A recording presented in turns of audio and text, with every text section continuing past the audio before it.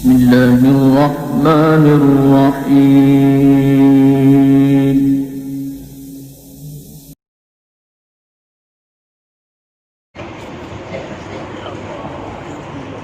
میرے محترم بزرگوں، نکاح کی مبارک مجلسیں، مبارک دن ہے جمعہ کا۔ اللہ تعالیٰ ہونے والے نکاح کو بے حد و انتہا قبول فرمائے اور اللہ تعالیٰ دونوں خاندانوں کے لیے خیر کا ذریعہ بنائے اور ان کی گود میں اللہ تعالیٰ نیک صالح متقی پرہیزگار اولاد عطا فرمائے جو امت کے لیے خیر کا ذریعہ بنے۔ میرے بھائیوں، اصل تو شریعت کی یہی تعلیم ہے کہ نکاح صرف مجمع کے اندر ہو کہ جس کے اندر نکاح کا عام اعلان ہو۔ ہم ابھی دیکھ رہے ہیں، خاص کر کے ابھی پچھلے 3-4 سالوں سے، کہ کچھ دکھلاوا اور بڑھتا جا رہا ہے۔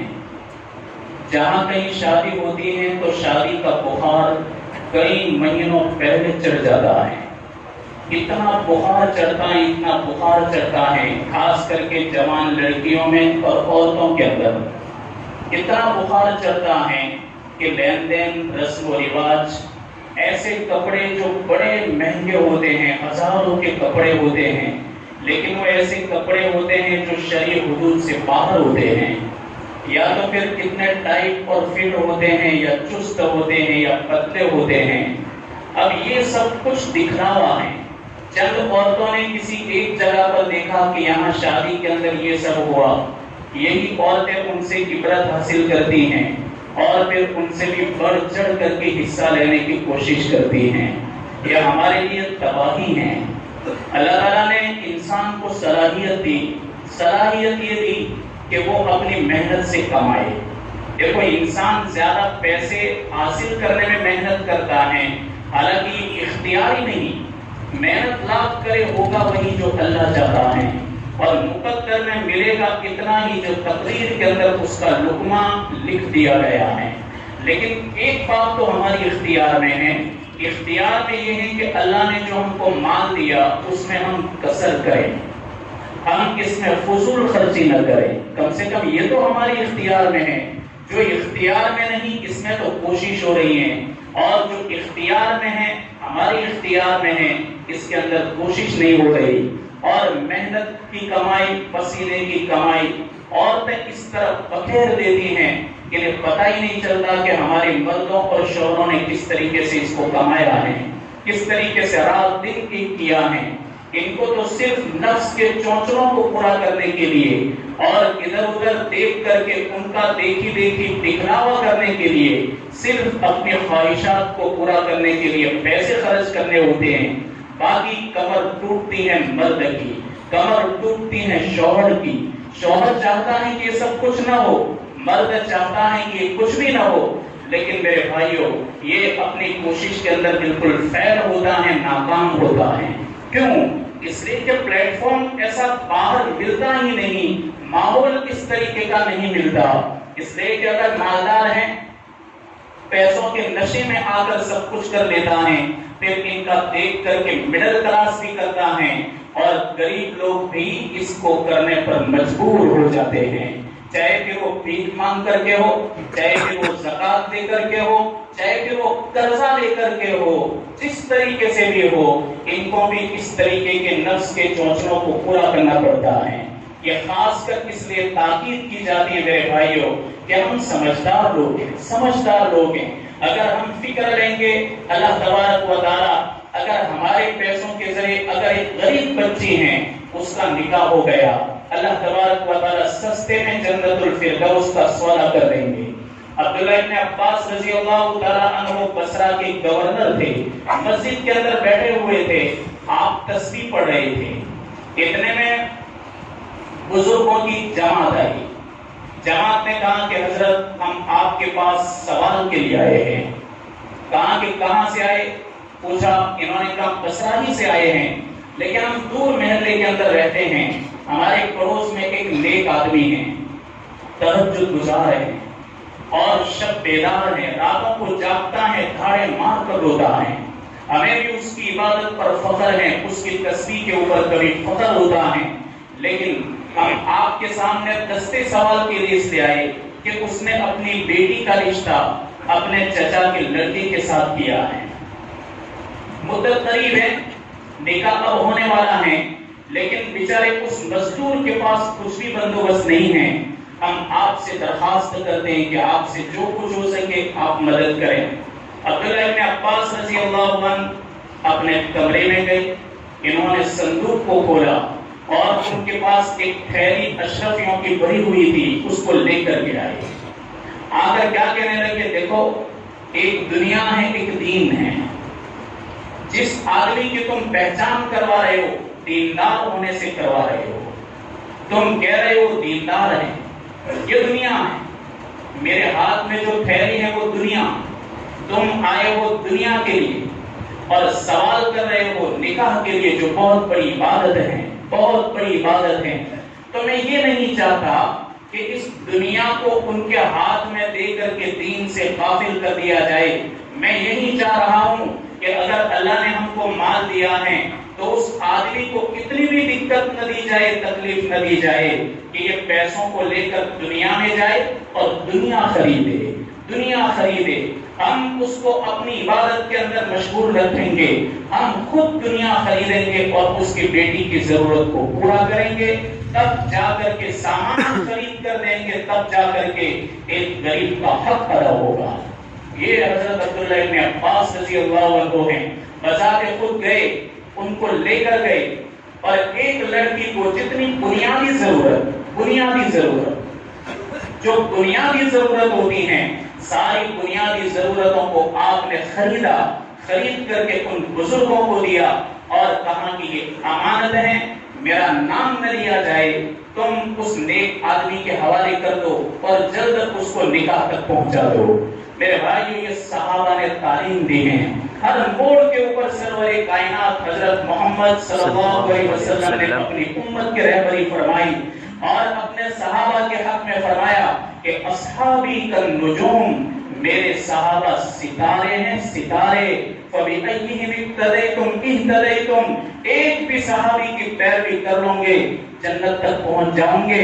اس لیے کہ یہ سماج صحابہ کا اور یہ سوسائٹی سرور کائنات نے تیار کی تھی، جو تمام انبیاء کا سردار ہیں اور نبیوں کا نبی اور امام الانبیاء ہیں۔ تو میرے بھائیو، ہمارے حق میں سارے ہی واقعات عبرت کے لیے ہیں اور ہر ایک ہمارے لیے ایک نمونہ ہے، ہر صحابی نمونہ اور ہر صحابی کا کام ہمارے حق میں نمونہ ہے۔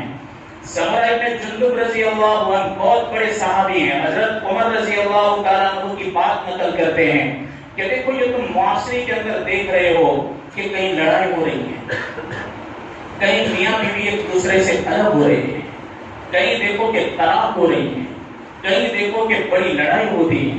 حضرت عمر رضی اللہ تعالیٰ عنہ نے فرمایا کہ دراصل عورتیں 3 قسم کے ہوتی ہیں اور مرد بھی 3 قسم کے ہوتے ہیں۔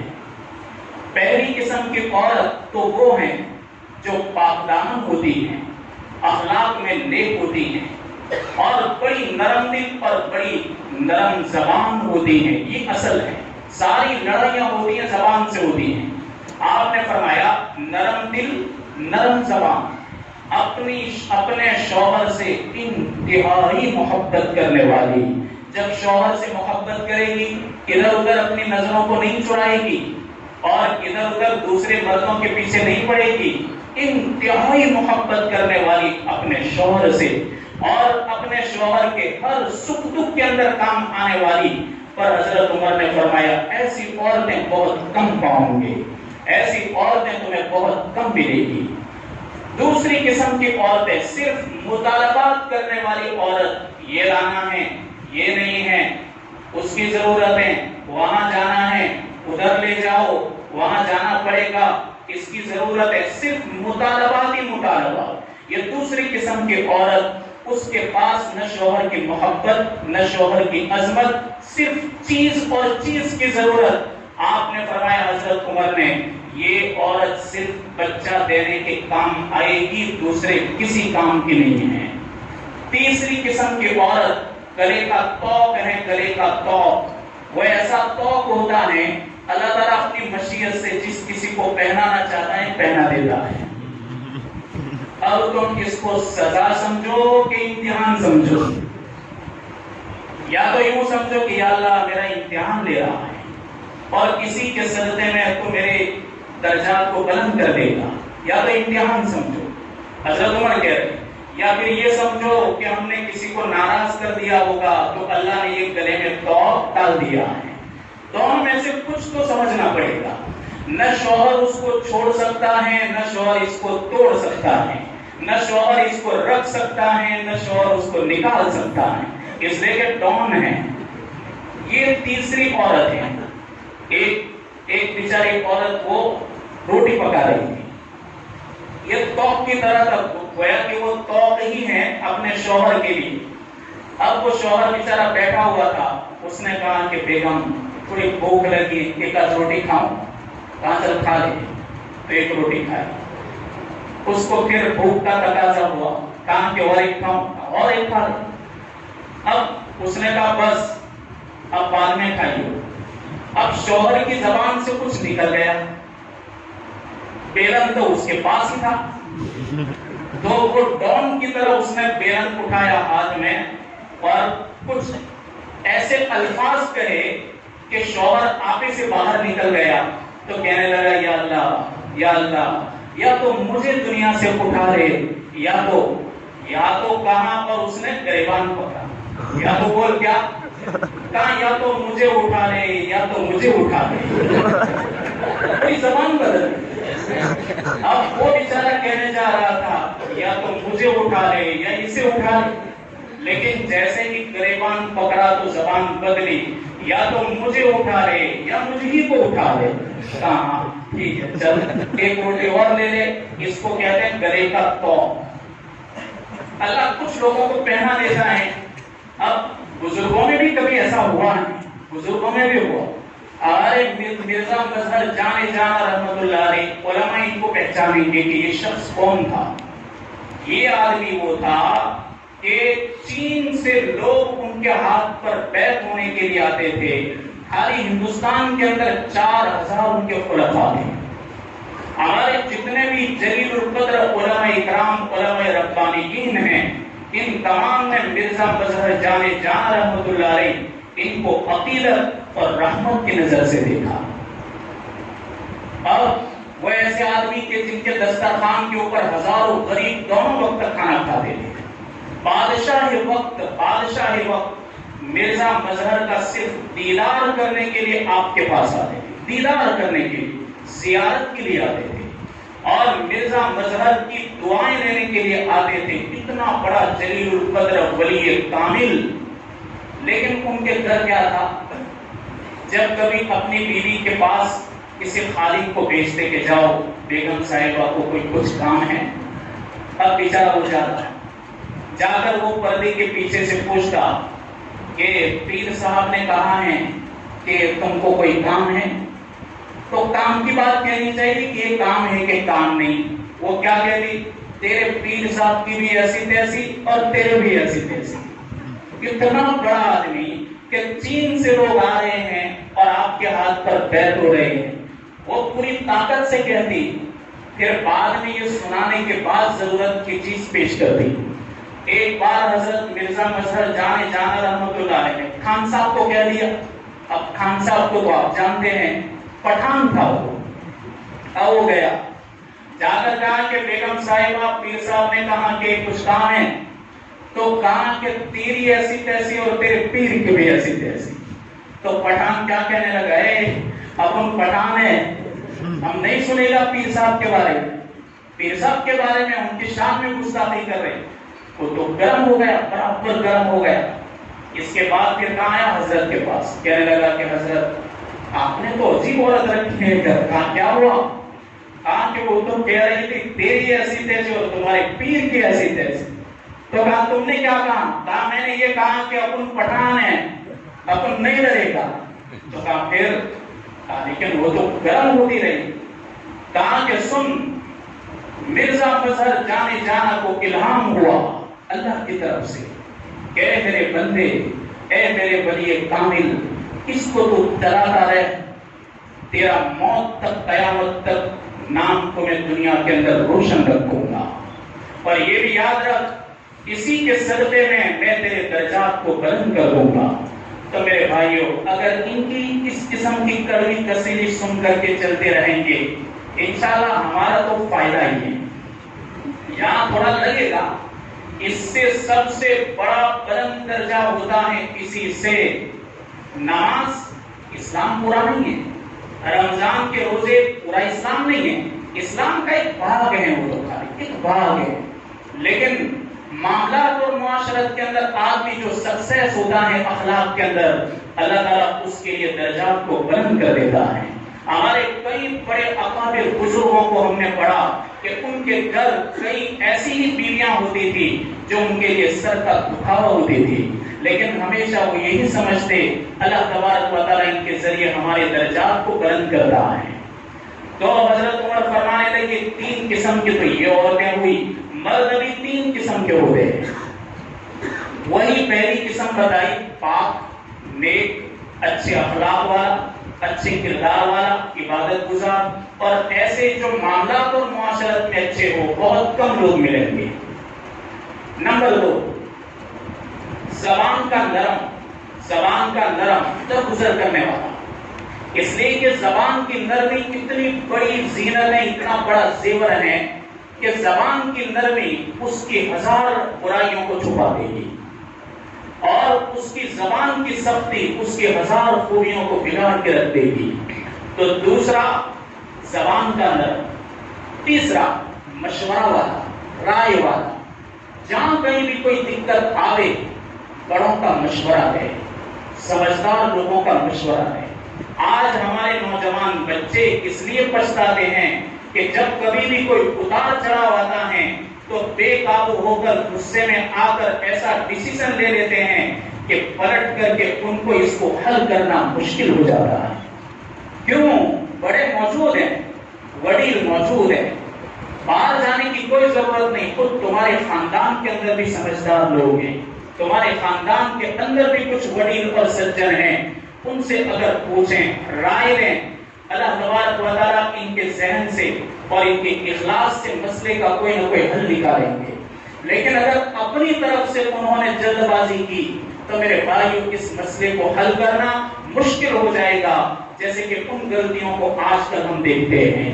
اور اپنی زبان جہاں تک ہو سکے گھر کے اندر اگر کنٹرول میں رہے گی اللہ تبارک و تعالیٰ لڑائی اور جھگڑوں کو ویسے ہی ختم کر دے گا۔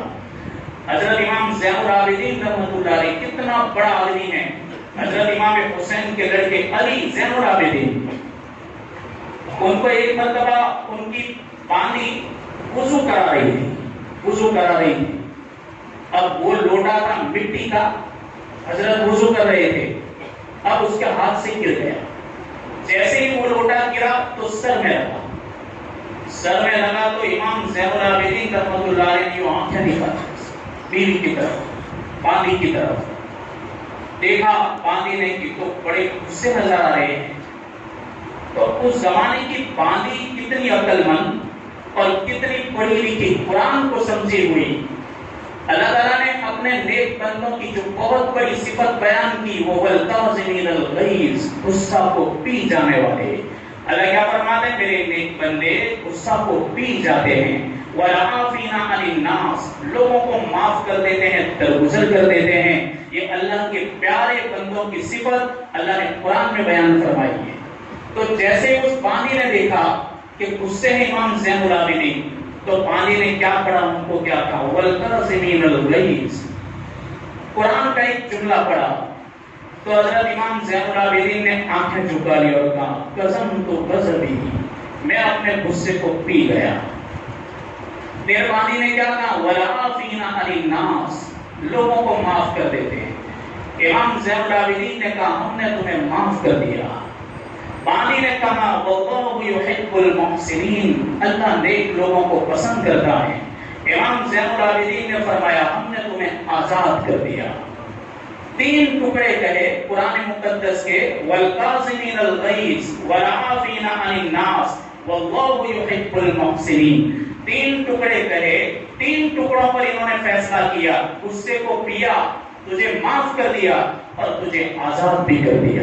نقد قرآن پر عمل، قرآن قرآن پر نقد عمل، تو میرے بھائیوں کبھی بھی ہمارے گھروں کے اندر لڑائی اور جھگڑے نہیں ہوں گے۔ اللہ تبارک و تعالیٰ کہنے سننے سے زیادہ عمل کی توفیق عطا فرمائے۔ ہمارے مقامی مدرسہ تعلیم الدین جو یہاں محلہ میں ہے، وہاں سے پہنچے ہیں، یہ کہہ رہے ہیں کہ ہمارے پاس تنخواہ کا بھی انتظام اس وقت نہیں ہے، اور وہ تو ہم سبھی جانتے، ہمارا بچہ بھی جانتا ہے کہ گزشتہ رمضان میں کیسی پوزیشن تھی۔ تو میرے بھائیوں جتنی بھی ہو سکے ہم اپنی طرف سے مرحومین کی طرف سے مدد کر دینی چاہیے۔ قرآن کے پیچھے جو پیسہ لگ گیا، قرآن کے پیچھے انشاءاللہ رائے گا نہیں جائے گا، اللہ تعالیٰ جنت الفردوس عطا کرے گا۔